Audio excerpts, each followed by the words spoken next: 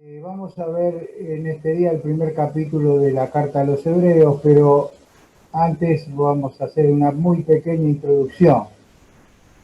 El libro de Hebreos es un libro que no tiene un autor determinado, es un libro especial porque arranca con el tema, parece más bien un tratado más que una carta.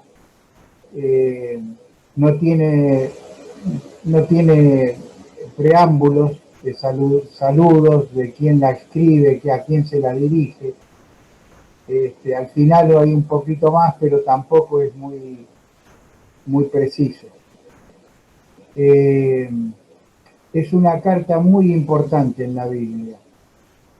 El título de Hebreos fue un título que fue adquiriendo cerca de finales por el año 180 más o menos después del Señor.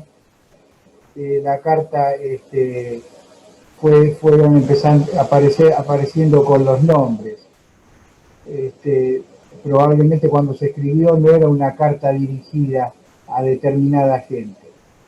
Por el contexto y por lo que dice la carta, nos da a entender que sí, tiene una dirección, pero también vamos a ver ahora y vamos a explicar que estos son suposiciones, porque en realidad la carta es beneficiosa para todos los ámbitos del espectro de los que podían leerla o podían escucharla en el caso de que fuera leída.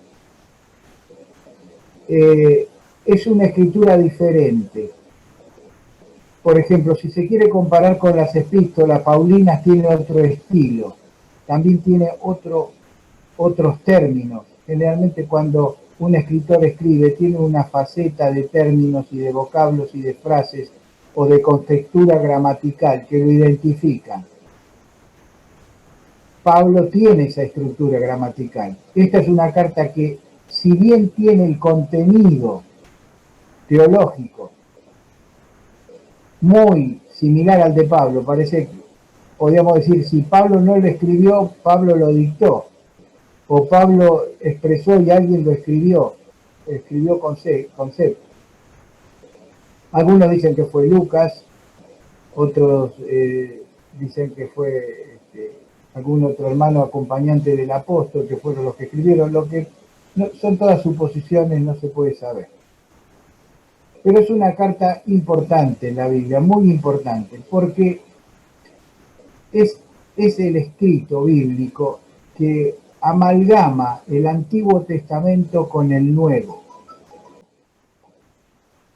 Podemos comprender mejor el Nuevo, lo que hizo Cristo y los textos que hablan de Cristo que vienen traídos del Antiguo Testamento, las profecías, si tenemos el contexto del Antiguo Testamento. O sea que para entender el Nuevo y para entender el Antiguo hace falta el libro de Hebreos. Por supuesto que para leer Hebreos sería muy provechoso leer el Pentateuco, por lo menos darle una ojeada, exceptuar tal vez las genealogías, hay pasajes muy claves en el Pentateuco, los 5 primeros libros de la Biblia, que tienen una relación, que guardan una relación muy estrecha con el libro de Hebreos, y leerlos nos va a ser mucho más sencillo entender el libro de Hebreos. Porque el libro de Hebreos es presentar la obra de Cristo, presentar a Cristo mismo y su obra redentora y su glorificación,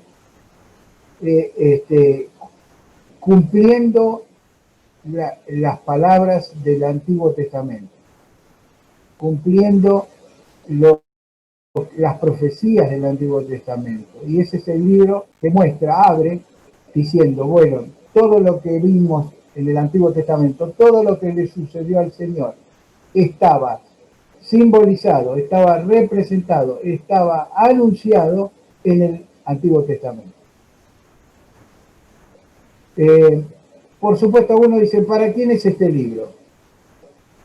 Bueno, para los cristianos en general, porque la teología es una, no se puede hacer sectorizaciones de la teología. La teología no se puede entender el nuevo, los propósitos de Dios en el nuevo, si no sabemos desde el principio de la creación del hombre, cuáles fueron las maneras de obrar de Dios. También es importante el verlo porque para los creyentes es importante.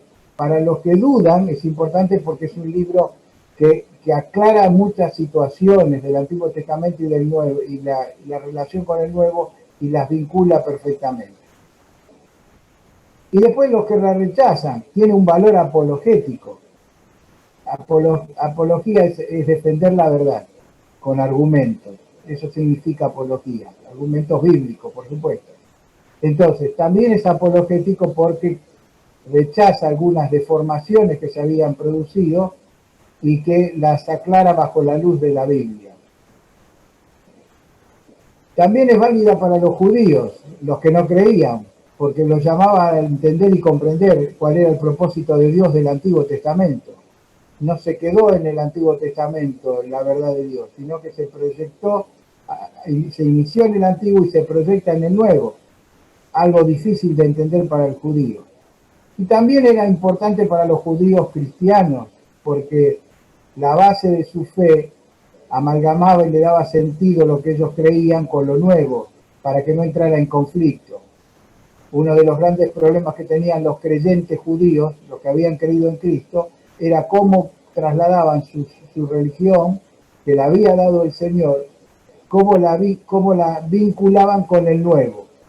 Gran parte del primer siglo, y tal vez más, se llevó estos años el entendimiento de esta faceta de los propósitos de Dios como continuidad del Antiguo Testamento. El mismo apóstol Pedro, el Señor le tiene que mostrar una visión para que él abriera su abanico de entendimiento de que los gentiles tenían que entrar en el reino de Dios y que el Evangelio era para los gentiles.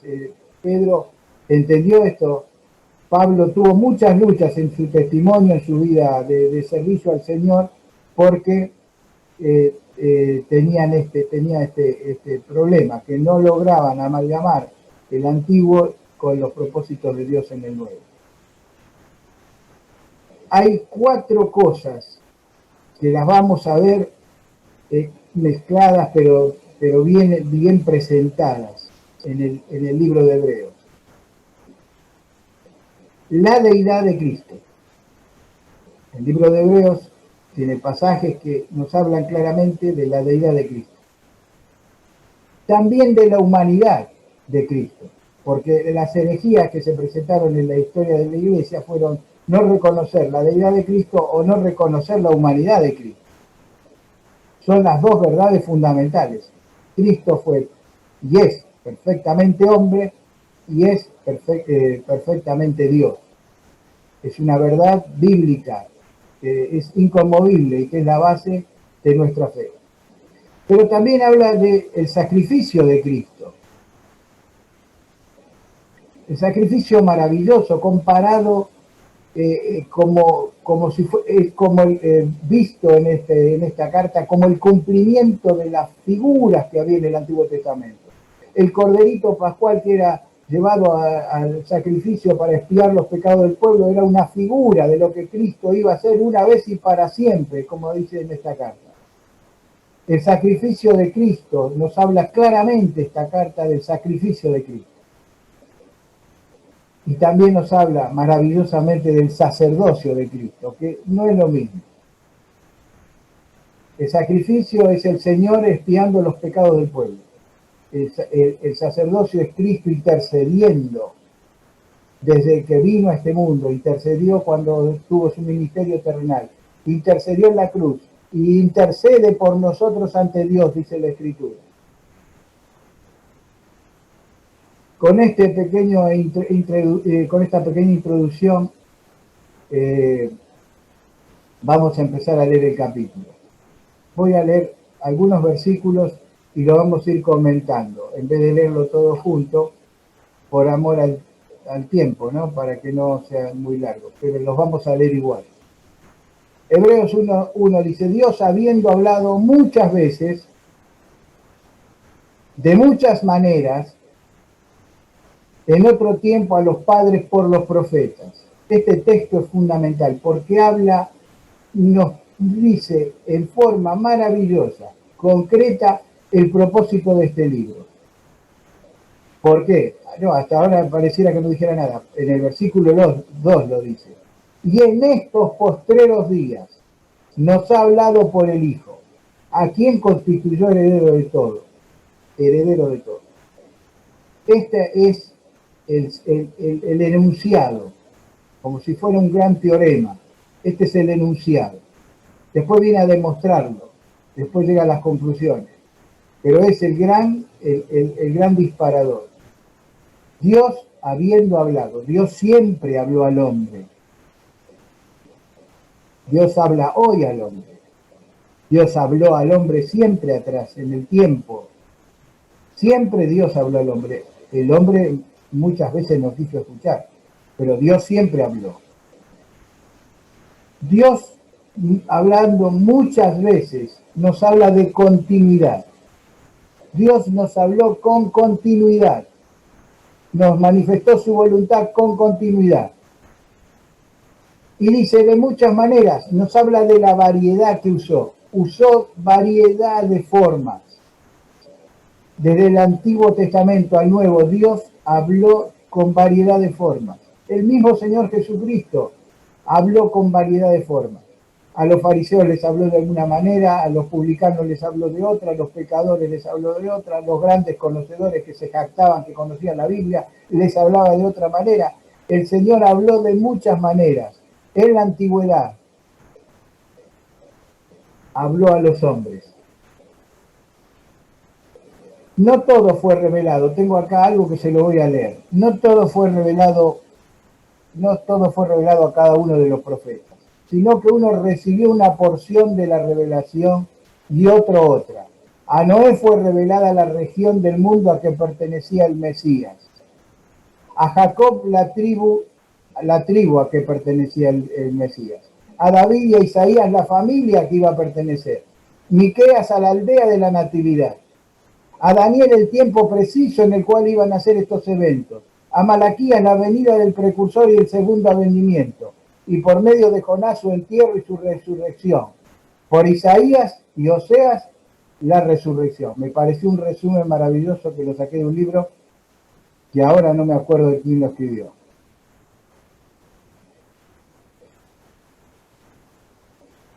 Hermoso resumen para podernos hacer entender que Dios habló de muchas veces, de muchas maneras, a nuestros padres, a nuestros antepasados, quiere decir aquí los padres, antepasados, a nuestros antepasados por los profetas. Los profetas son aquel enviado de Dios que tiene un mensaje de Dios para dar. A veces lo relacionamos el profeta con cosas del futuro. Sí, hablan del futuro, es el mensaje de Dios para el futuro. Muchos escritos tienen esto, pero también hablaron para el presente. Muchas veces hablaron para el presente. Los profetas, cuando vemos los profetas mayores y menores, hablaron del presente de ese momento también, que iba a pasarle al pueblo de Israel, por haber pecado, por haber transgredido la ley de Dios. Por eso Dios habló muchas veces, de muchas maneras, a nuestros antepasados, por los profetas. Pero, ¿qué pasa? En estos postreros días nos ha hablado por el Hijo, por su Hijo. Nos ha hablado por el Señor Jesús. Hermano, hermana, el Señor nos habla por medio del Señor Jesús. Es Él, por supuesto, por su palabra, pero es el Señor que nos está hablando. Dios no manda además otro interlocutor. Ya no manda profetas, ya no hay profetas. Salvo que se le quiera dar el término a alguien que habla el mensaje del Señor, o que predica o que enseña la palabra. Pero de revelar cosas nuevas, no. En Apocalipsis dice que la escritura ya está sellada. Y cuidado de aquel que quiera agregar o sacar lo que está escrito, dice la Biblia en aquel pasaje. Por lo cual, El que habla ahora a nuestros corazones, ya sea por la palabra, ya sea por un mensaje basado en la palabra, es el Señor Jesucristo que nos habla a través de Él. En esto corren mucho las preposiciones en hebreo, en griego, que son abundantes y clarificadoras. Aquí el pasaje quiere decir que Dios nos ha hablado a través del Señor, por medio de Él, a través.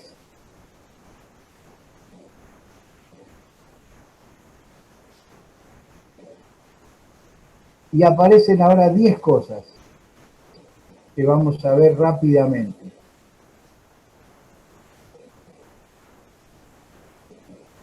Tengo acá la lectura bíblica. En estos postreros días nos ha hablado por el Hijo. Hay una parábola en el Mateo capítulo 21. Dice que, creo que se llama la de los agricultores o malvados. El dueño de la propiedad mandó emisarios a ver cómo estaban sus tierras, cómo estaban sus cultivos. No solo que los echaron, sino que los maltrataron. Dice, algunos pudieron volver y otros sí, volvían y le decían al señor dueño de la propiedad, mira, pasa tal y tal cosa.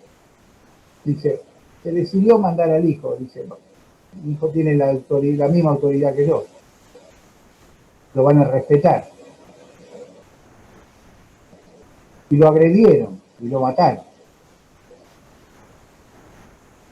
Esta es una parábola del Señor que está aplicada perfectamente a este texto. ¿Qué pasó?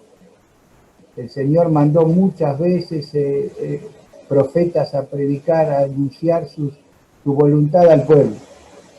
¿Qué hicieron con los profetas? Los maltrataron, los agredieron, los mataron, los persiguieron, los apedrearon. Constante.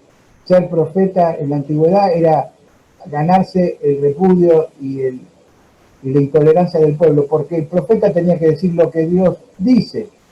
Y lo que Dios dice no es lo que el pueblo quería oír.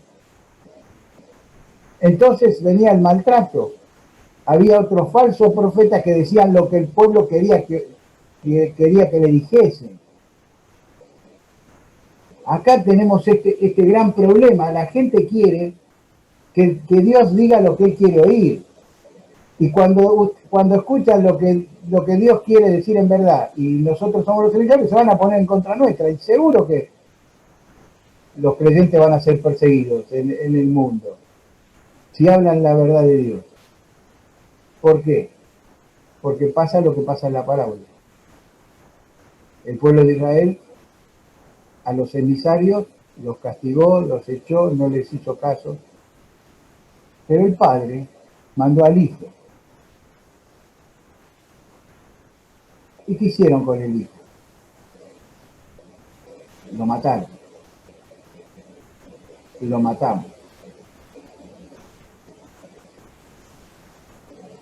Por eso el Señor, en esta época que viene la Navidad, dice, nos ha hablado por el Hijo. El profeta en la antigüedad dice, un niño os es nacido, un hijo os es dado. Nunca hay que mezclar esto, no es lo mismo mezclarlo. Fíjense en la precisión teológica que hay en estas palabras. Dice, un niño os es nacido, un hijo nos es dado. Piensen en esa parábola del hijo que viene de parte del padre y lo mata. La historia del Señor Jesucristo. Dice, en estos postreros días nos ha hablado por el Hijo. Dios mandó a su Hijo. Por eso en Belén no nace el Hijo de Dios. Por eso María no es la madre de Dios.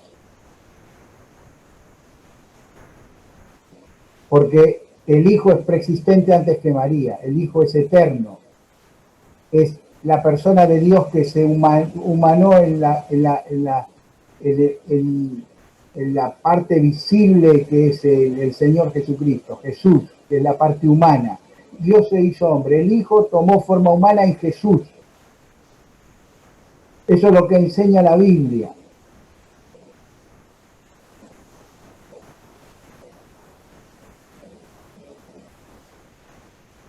Dice, ¿a quién constituyó heredero de todo? Nos ha hablado por el Hijo, ¿a quién constituyó heredero de todo? En Filipenses 2.9 dice, por lo cual Dios también le exaltó hasta lo sumo y le ha dado un nombre por sobre todo nombre, para que en el nombre del Señor se doble toda rodilla de los que están en el cielo, en la tierra y debajo de la tierra. Por lo cual Dios también le exaltó, le constituyó heredero de todo. Ahora miren la maravillosa bendición que tiene el creyente, que dice que somos herederos y coherederos con Cristo, los creyentes. ¿Qué merecíamos? ¿Qué merecemos? ¿Qué hay de nosotros para merecer semejante hombre?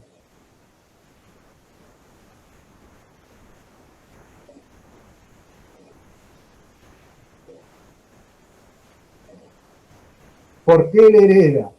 Heredó todo. Nosotros somos herederos con él.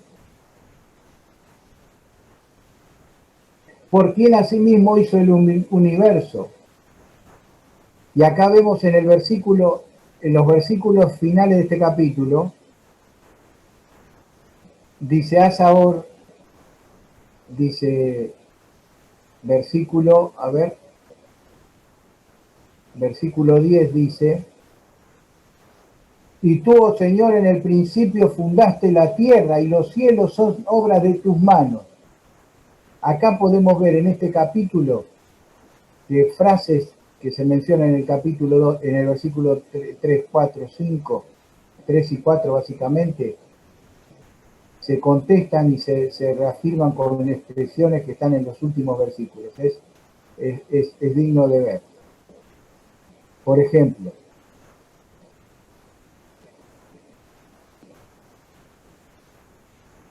seguimos leyendo. Heredero de todo. Por quien asimismo hizo el universo. Versículo 10, que habíamos visto, tenemos esta, tú, oh Señor, en el principio fundaste la tierra y los cielos son obra de tus manos. El cual siendo el resplandor de su gloria, Juan dice, y vimos su gloria, gloria como unigénito del Padre lleno de gracia y de verdad. El cual siendo el resplandor de su gloria. Seguimos con otra frase.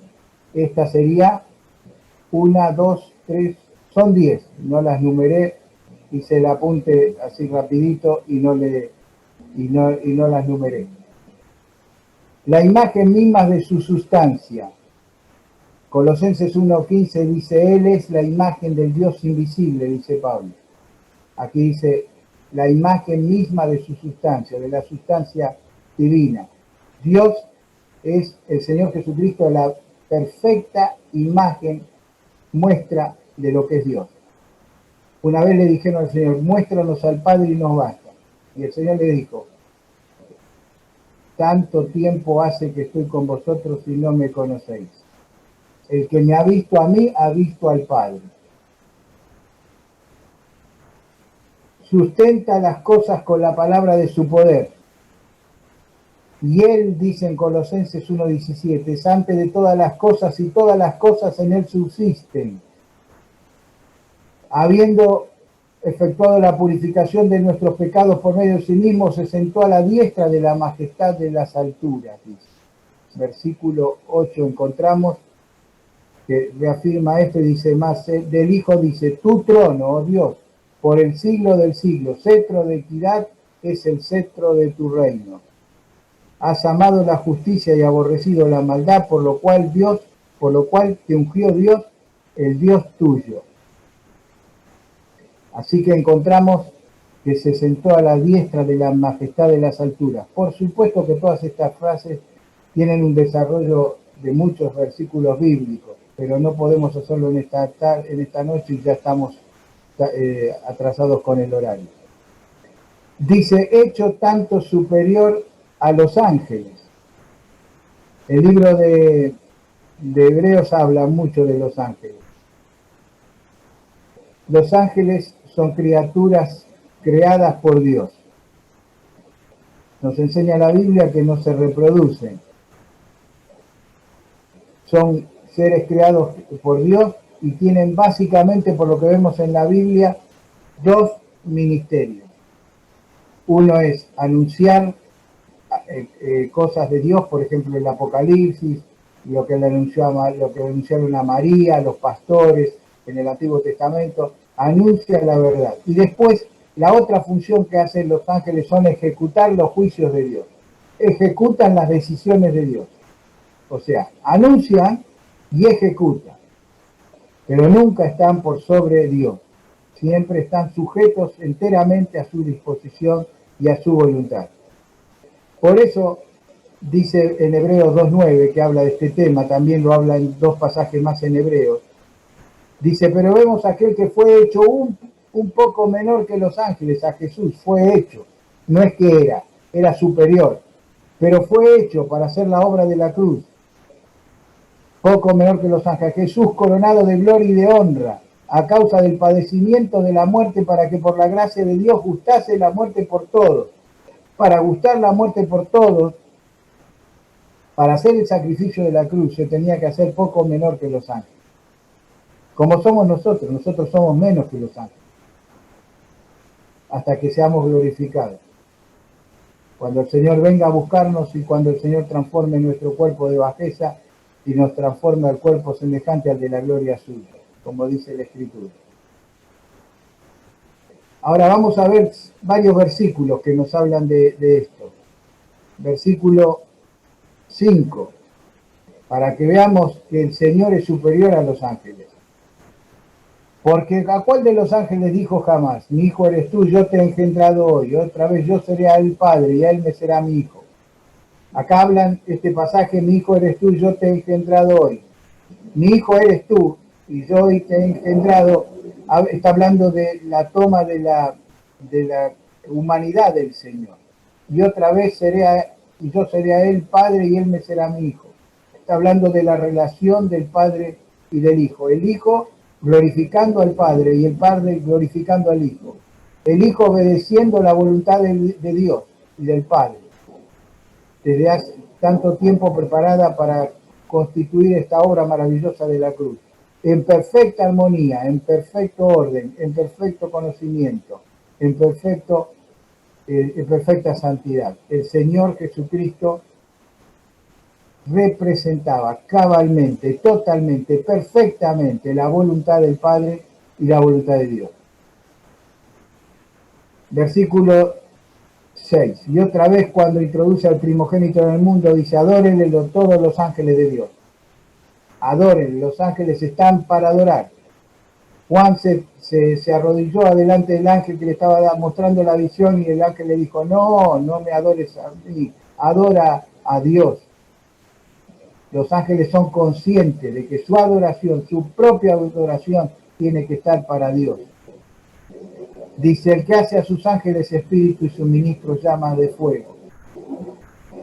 Entonces vemos en el versículo 14, vemos en el último versículo, dice, pues, ¿cuál de los ángeles dijo Dios jamás, siéntate a mi diestra? Por eso el Señor es superior que los ángeles, porque el Señor está sentado a la diestra de Dios, a la diestra del Padre. Hasta que ponga a tus enemigos por estado de tus pies. ¿No son todos espíritus ministradores enviados para el servicio a favor de los que son herederos de la salvación? O sea que los ángeles están al servicio de Dios para los creyentes en la actualidad, para ayudarnos y para sostenernos. Así que vemos entonces, para ir terminando, el Señor es superior que los ángeles. Fue hecho poco menor que los ángeles. Pero, y terminamos con la frase, porque coronado de gloria y de honra a causa del padecimiento de la muerte, para que por la gracia de Dios gustase la muerte por todos, dice en Hebreos 2:9. Y enganchando la última frase, poco menor que los ángeles a Jesús, coronado de gloria y de honra, por cuanto heredó más excelente nombre que él. Y terminamos diciendo esto, para que en el nombre del Señor se doble toda rodilla, de los que están en los cielos, en la tierra y debajo de la tierra, y toda lengua confiese que Jesús es el Señor, para gloria de Dios Padre. Que el Señor nos bendiga a disfrutar este hermoso libro de Hebreos. Disfrutar al Señor en este libro de Hebreos, porque el centro de este libro de Hebreos es el Señor, como habíamos dicho, su divinidad, su humanidad, su sacrificio y su sacerdocio. Que el Señor nos bendiga. Amén.